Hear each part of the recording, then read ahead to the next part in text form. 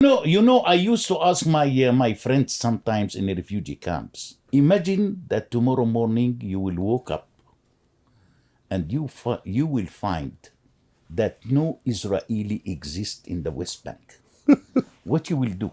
Right. They said we will go out and try to search where they are to bring them back.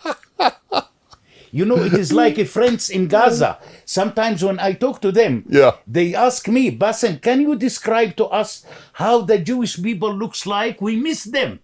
Oh, in God. Gaza. Oh, my In Gaza. God. If I were to ask the average Israeli, Palestinian, Israeli Arab, whatever term you use, do you think you have it better in Israel than you would in almost any Arab country? What would they would say? Oh, 100% would say yes. 100% will agree with that. No doubt about that. Everybody knows inside Israel that his level of life is much better and his freedom. Of course. Yeah. Look to the Arabs in Syria, the Palestinians in Syria. Look to the Palestinians in Lebanon. Right. Look to the Palestinians in Yemen. Look to the Palestinians in Iraq. You couldn't understand what's really going on. I used to say, Dennis, that if we are looking to the Middle East map and how the Islamic terror is increasing, we will find that the Israeli-Palestinian conflict is probably the most safe place in the Middle East. As an Arab, as a Muslim, I don't want to be in Syria. I don't want to be in Iraq. I don't want to be in Yemen. It's much more safe for myself and for my children to continue living under the Israeli-Palestinian conflict. Right, including safer in occupied West Bank. I think. Because if Israel left, you would end up with the Hamas-like West Bank. Oh, that would be horrible. Yes. I don't think that the West Bank wish the same future of Gaza right now. So, exactly. So, I don't know if you know this phrase. In America, we say, I've now entered the twilight zone.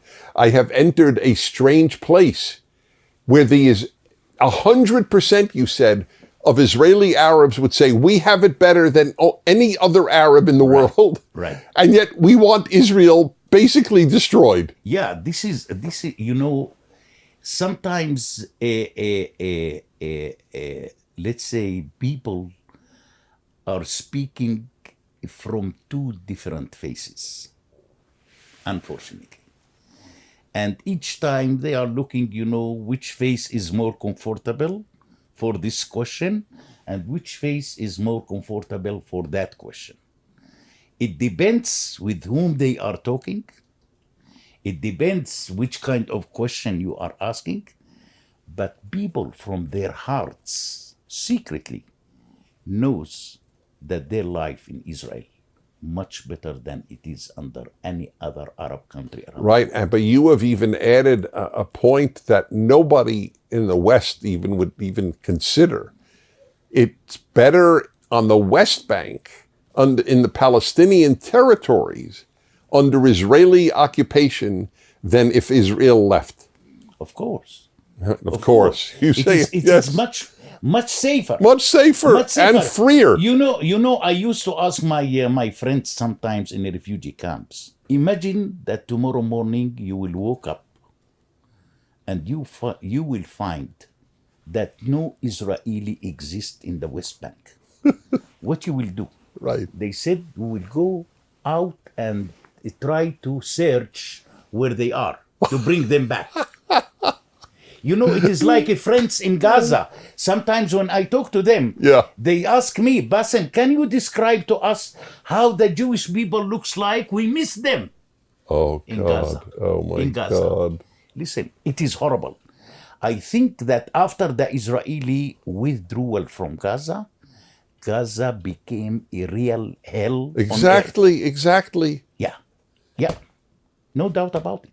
I used to say, Dennis, that there are two big historical mistakes the Israeli leaders committed since the establishment of Israel in 1948. Yeah. The first mistake committed by Menachem Begin in 1977 when he signed the peace accord with Egypt without returning back all of Gaza to Egypt. We took it from you. Please take it back. Otherwise, I will never sign any peace accord with you. Oh, That was the first fascinating. mistake. The second mistake was made by Ariel Sharon when he decided in 2005 just to leave Gaza and to get out. Right. What should he have done? Look what's going on. No, we know. So he should not have left. Exactly.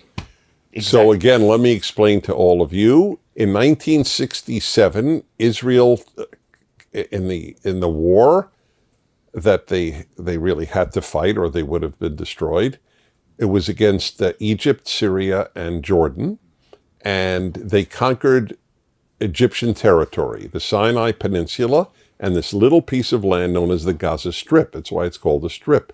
It's alongside the Mediterranean, tucked into the Sinai Peninsula. That is a very original thought I had never thought of. Why didn't... So let me begin by saying, so the Egyptians said, we don't want Gaza. Yes. And the Israelis said, okay, you don't have to have Gaza. We will keep it. Well, yeah, we will keep it in effect. That's right. Big boo-boo. That's right. I understand that. Well, let us say, I mean, we don't know the answer. Let us say Begin, the Israeli prime minister, said to Sadat, the Egyptian president, no deal if you don't take back Gaza. Would he have taken it? Probably yes. That's what I think. Probably yes. But Probably yes. Sadat was smart. He knew what trouble the Gaza would be. Yes. And he preferred to leave this trouble Exactly, for yes. Israel to deal with it. Since you like beehives and hornets' nests, Right. enjoy them. That's exactly right. Yeah, yeah. Oh, God, the world in which we live. Oh, my God. Yeah. So your work, you do this blog for the Times of Israel as a Palestinian, and you also do human rights work within and civil rights work within the Palestinian world. Can you tell me about that? I founded in 1996 the Palestinian Human Rights Monitoring Group to deal directly with the violations committed by the Palestinian Authority and its security services against the Palestinian civilians. 4 months after I established the organization, I was arrested by Yasser Arafat. I'm surprised it took 4 months. But I was so lucky that I kept in jail for 25 hours only. Yeah, it's lucky. And the only one who involved directly in my release was the former U.S. Secretary Warren Christopher under Bill Clinton administration. Interesting. I don't know Warren Christopher at all. I never met with him. Right. But he received an urgent message from the Human Rights Watch in New York that you must have to be involved in releasing him. And according to the Human Rights Watch, he picked up the telephone, he talked to Arafat, he gave Arafat 5 minutes to release me. And I was released. And that detention, by the way, serves me right now as a kind of impunity. Oh, not to be arrested again. Imagine that I am living in Jericho, man. Oh, that's right. I'm Imagine amazed. I'm amazed. I hate to say that, truly hate to. Yeah. I'm amazed you're not in jail, and I'm amazed you haven't been shot. Right, right. Why haven't you been shot? I must admit, I've never asked anybody that question. I paid a very high price in my life. First of all, I spent 26 years defending the rights of the Palestinians, if it is from the Israeli army or it is from the Palestinian security forces. In the meantime, I received several international awards. I became a media man. I'm well known around the world.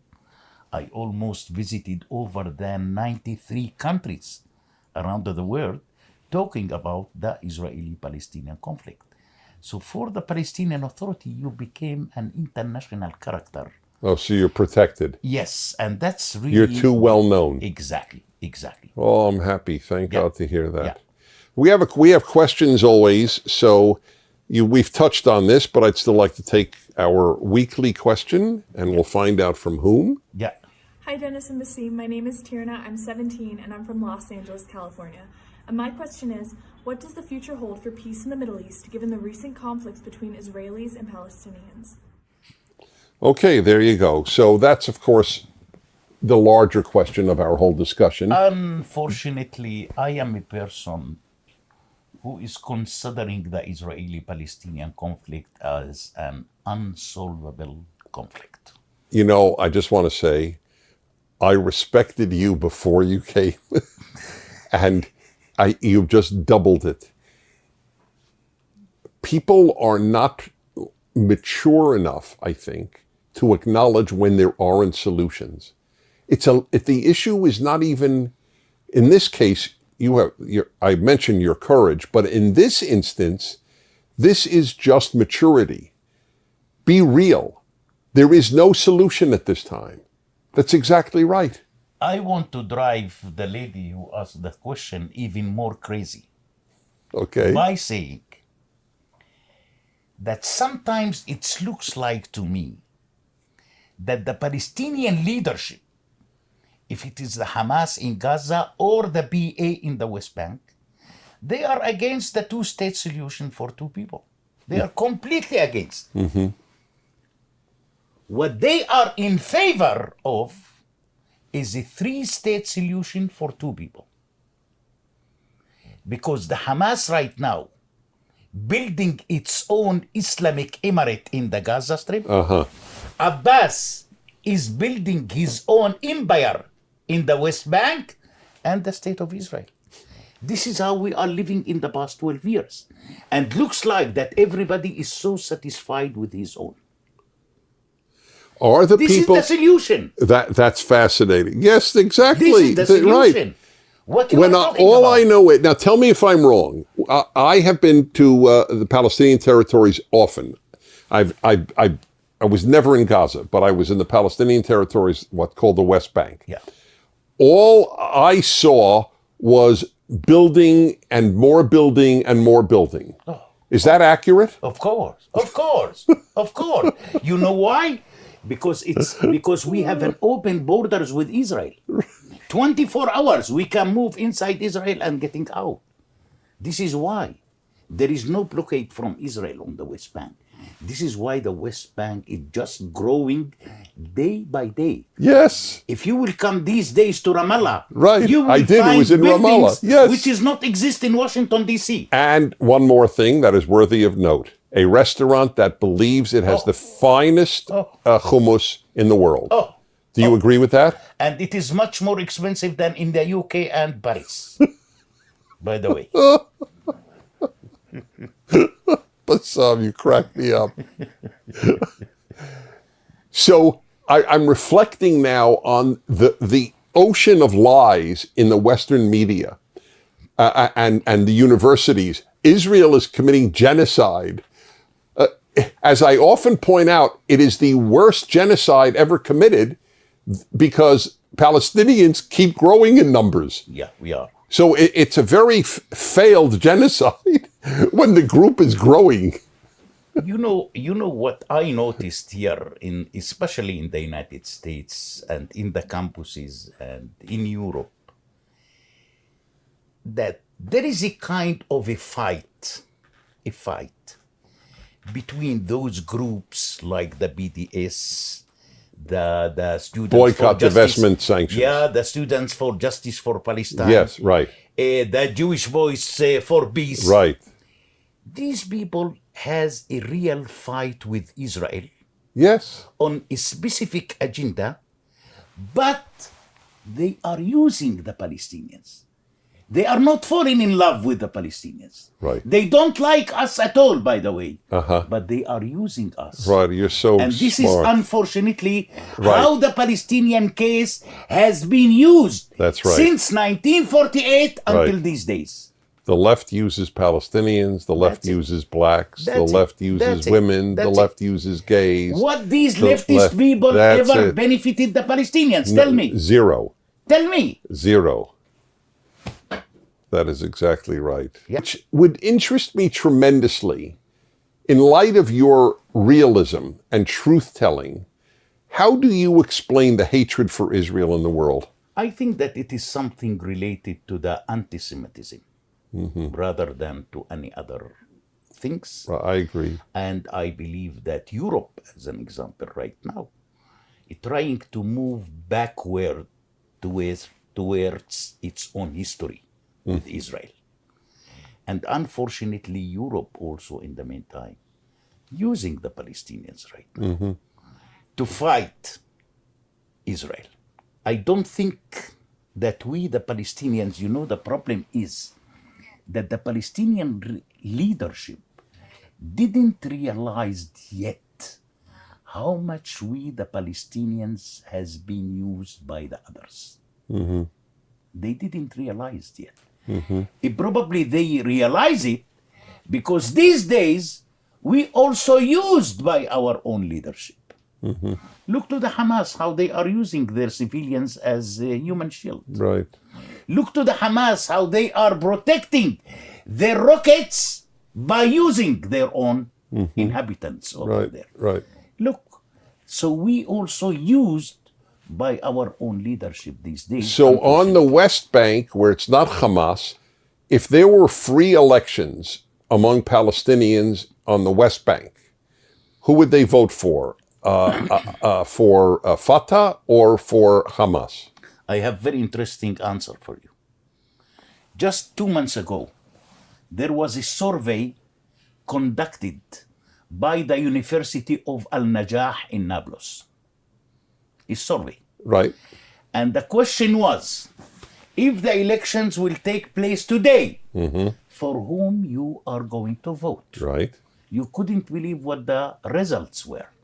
70% said neither the Hamas nor the Fatah. Oh, interesting. So why to make elections? Yeah, that means that I think that the majority of the Palestinians almost fed up with both. with both, because both of them are corrupt in the meantime. Which is more corrupt? I think each one is more corrupt than the other. I had a feeling I'd get a great answer to that one. Yeah, That's right. is the reality. The answer to which is more corrupt is yes. yeah, That's the answer. yeah. Right. But the fact remains. So all of these, Right. in the West, who are sitting in their warm houses, Right. calling Israel apartheid, genocide, whatever. Right. Yeah. Please come to Gaza. Right. I want to see you surviving for 1 week in Gaza. Yes, exactly. If there was an actual free election in Gaza, who would they vote for? It will never ever be any free election in I- Gaza I- while the Hamas is ruling Gaza. Correct. That's why I said if. So I can give you the answer. Yeah. That if any elections will take place tomorrow in Gaza, Yeah. 100% will vote for the Hamas.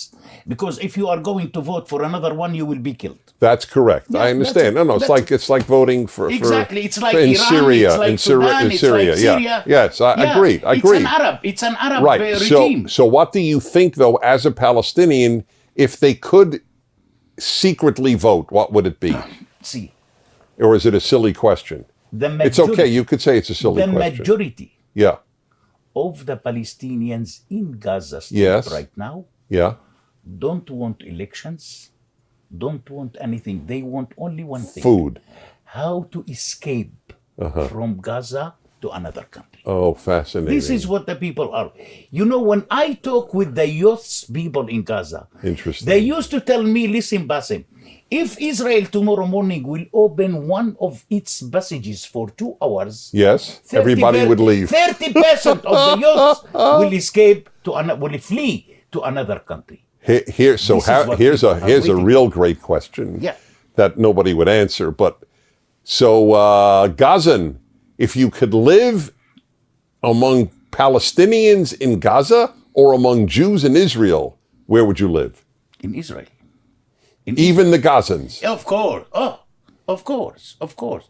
You couldn't believe that even the Palestinians in the West Bank, they don't want to accept the Gazans. I believe that. Yeah. Because they're too extreme? Because we are from a different cultures. It's different cultures. Different customs and traditions.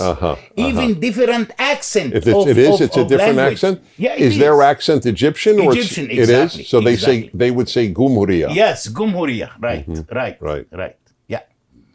So even in the West Bank, even Abbas himself told the Jordanians and the Egyptians, I don't want to see one Gazan in the West Bank. Close the borders. Now a Gazan is not allowed to travel to Jordan and to come to the West Bank. Do you believe that? Yeah, I will. He's not allowed. Right. It's really something. So imagine. What? Yeah, go on.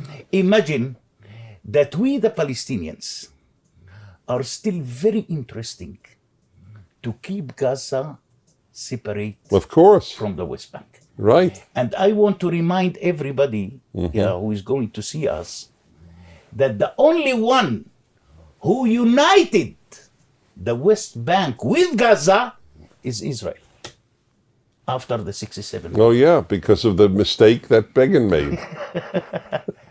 You know, there was no one passage between 48 and 67, no one passage to link between Gaza and the West Bank. Exactly.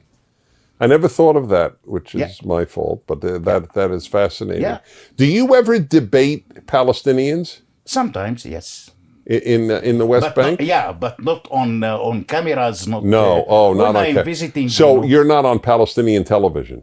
No. Palestinian television, forget it. No, they will never put me on. Yeah, they will never.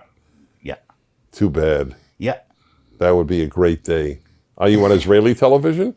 Yeah, I was a lot, even in Arabic programs. Yeah. You speak Hebrew? Yeah, I speak, of course. So if your Hebrew, is it fluent? You speak Fluent. Yes. I can read. I can write. Right. Israeli Arabs speak Hebrew fluently, Yes. but not generally Palestinians. No, Palestinians, the majority, I think that there are more Palestinians speaking Hebrew rather than Israelis speaking Arabic. Yeah, no, I believe Because that. Yeah. we used to work. Yeah, of course, But the exactly. majority Yeah, of the right. Palestinians working in Israel and they Right. learn. And I think that the majority of the Palestinians in the West Bank right What now passport are do you Hebrew. travel on? A Jordanian one. I still have the Jordanian one and the Israeli travel document.